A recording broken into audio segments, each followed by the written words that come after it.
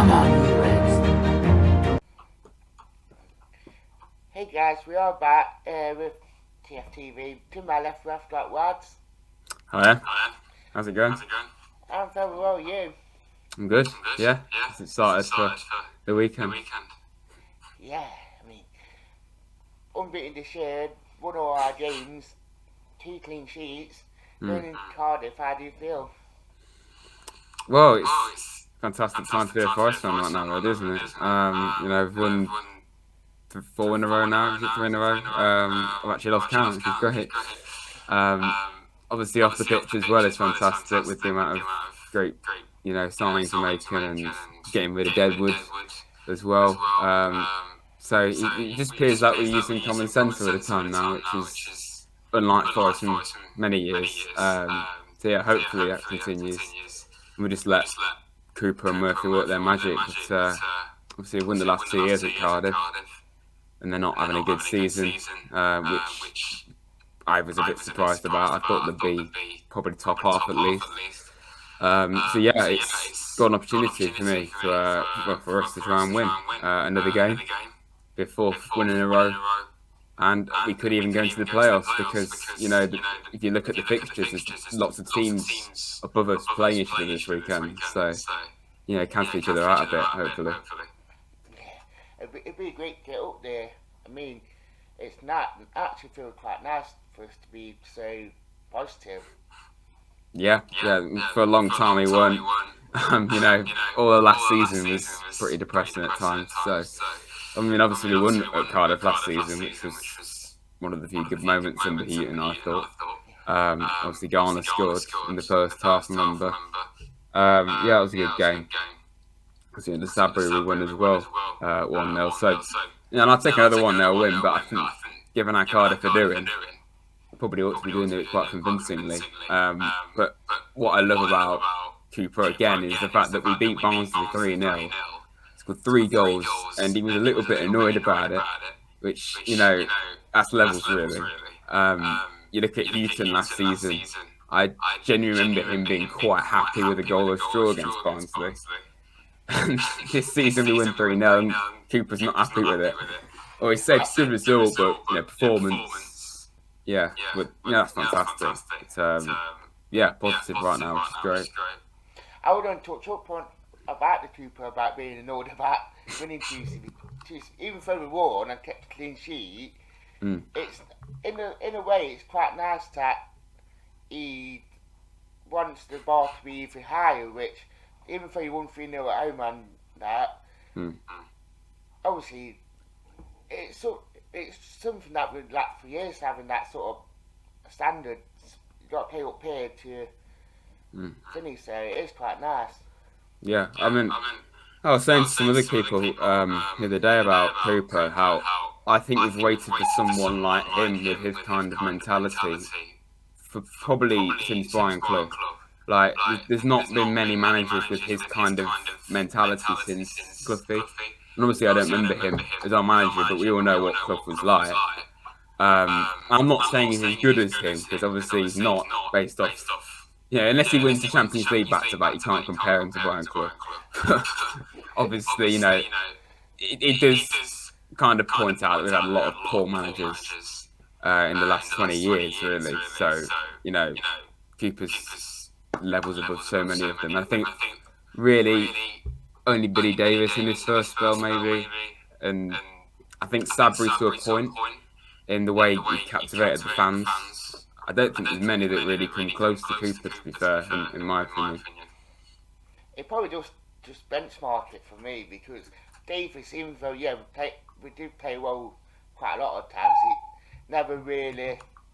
Sabri, we were organised, but he never really got to the level what Cooper is, to be fair. Yeah. And, with Sabri, obviously, we hate to talk about that season, but, we're in the top 6 pretty much all the time, and yet we're saying Cooper was better than him. And obviously, Cooper came in a much more serious situation than when Sabri did, but the fact that Cooper's managed to turn us around as quickly as everyone says, it's just amazing. And Cooper for me is better than Sabri, and his football's better to watch. mindset, everything. And I like Sabri as a manager, and he's a good guy as well. But there's a few things he did let him down, like he changed the team up a little bit too much, and he probably was a little bit too defensive at times as well. Whereas Cooper, he's like, he just wants everything to be as good as possible all the time. Even if you win 3-0 against bottom of the league, which I suppose you could say he could have scored more, he wasn't 100% pleased, as we said, because we weren't that good really, but we still managed to win 3-0, which says a lot really. And they always say if you don't play one, win 3-0, it's going to show the character of the team as well. So yeah, absolutely. I mean, we obviously we brought on a few different players. Silva came on, who probably should have definitely scored because he missed that sitter at the end. Gave Atif Kanate a go as well. He's not played in the league before. But yeah, I think it's good that we didn't rotate, but we could try things differently, kind of, and we still managed to comfortably win. it was nice to see Conte get on as well. I mean, even though the game was dead, it was nice to see him get on. I think there was one report I read in weeks saying that Larson was pretty close to being 18, so it would have been nice to see both of them get on. But it's nice that we got the job done in the first half, so we could actually do these sort of stuff in the second half. Yeah, I mean, it's rare that Brennan Johnson gets substituted. So, I mean, a game like Barnsley was obviously one of those games where he could have been. I mean, obviously, we may mention Carvalho, but obviously, he couldn't even get on against Barnsley in that kind of situation. And no surprise to see that he's headed to Olympiacos like the next day after Barnsley. But yeah, great to see some young lads getting a go like Renato. Yeah, I mean, it'd be nice, and it goes show obviously the process what Cooper's doing. So it is quite good to see Konate get on, and it will only motivate the younger players even more if he's getting a chance. Who else will get that chance as well? Well, I mean, we've seen the likes of Finn back getting a little bit. At the start of the year when we were really thin on the ground of players, of course. And then we had a mad rush at the end to sign players. I think that was partly because Murphy came in a little bit late in the summer. But obviously back played against Boer. We've now got obviously Larea, who's not played yet, but it's at least another option. Probably is a better option than Finn back right now. Obviously Fawn has gone on loan to Shrewsbury, but he occasionally comes in. So, it is good to see every so often a young lad come on and at least get a few minutes and see what they're all about in the highest level for us. I mean, when we played Cardiff earlier in the season, I mean, we lost 2-1, and probably that first half was probably a rare occasion of we looked quite alright going forward with the fullbacks and Robin scoring. So, then obviously when they brought Keith Moore and we all know how much wonderful he is. It's on a Sunday, I don't know what to expect from him if he starts on the bench or even starts. Yeah, I mean, obviously Cardiff have been pretty shocking this season from what I've seen of them. And I know Keith Moore's been linked with Bournemouth, I think it is, so you could quite easily see him leaving given their situation. I don't know. I mean, it's weird because it just shows how horrendous Houghton was. I mean, probably mentioned him too much, but you look at the way Cardiff played against us, they looked a class above us, and now you look how they've done pretty much since that game, actually. They've just fell apart. But yeah, I mean, going forward that game, obviously we took the lead in the first one with grabs, and as we would do with Houghton, we just decided to sit on our laurels and just let them get the lead back, obviously. We'll take the lead. But yeah, I mean, I don't want to be too confident, but I don't really fear Cardiff too much, given their current situation.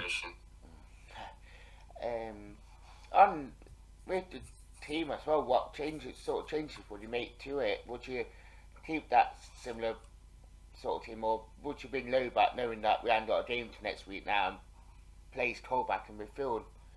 I mean, it's nice to have that option, that three as well. Would you play Graben out there, or would you play Sim there or Garner there? Yeah, it's a great thing to have to deal with because you're gonna have to put a really good player on the bench because you can't play them all. So whether you put Cole back on the left and that allows you to have an extra attacker if you're going to play Grubbs and Davis together.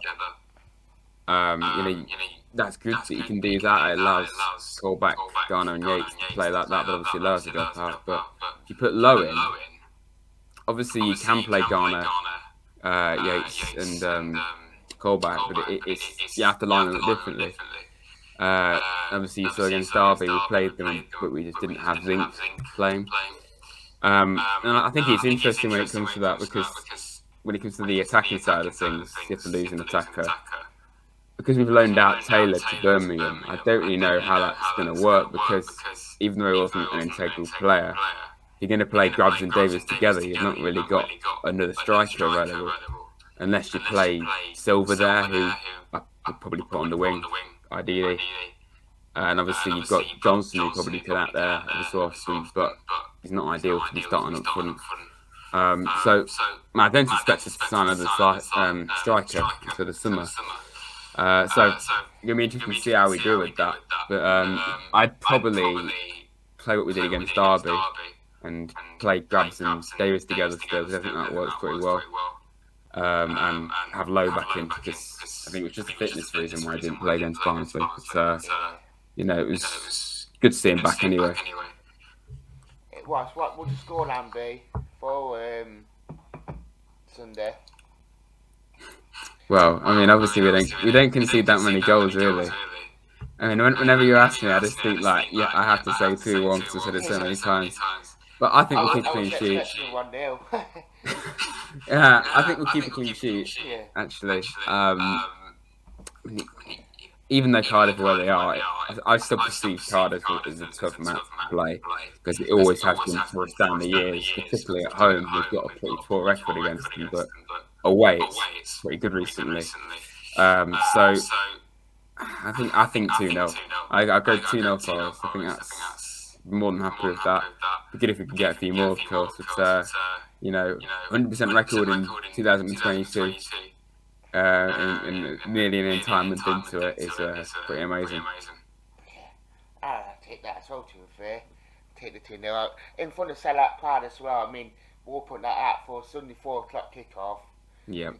Get Sellout in the way, and it's just going to show how brilliant our supporters and how much they are behind the team at the minute. Yeah, I mean, I always point this out because, even, and again, I mentioned the start of the season, you saw, even though we were playing terrible football, we still had really good crowds, like 25,000 at home, and away was selling out. I think it was only us and Sheffield United that were the best in the division when it came to fans. And that says an awful lot. And with Cooper, it's a little bit more, of course, at home, but it's still incredible numbers. And I looked at West Brom yesterday, how they're fifth, and I know they're not playing very well for their standards, but they had hardly anyone in their ground. Like so many empty seats, and they're in the playoffs. And I just thought, wow, even when we were in the doldrums, we were still getting really good numbers. It just shows we've got such good fans. But especially, like you say, Cardiff on Sunday is that's quite a long way to go on a Sunday. To sell it out is excellent. So we're just massive fan base really. We are. So I'd like to say thank you for coming on. No problem.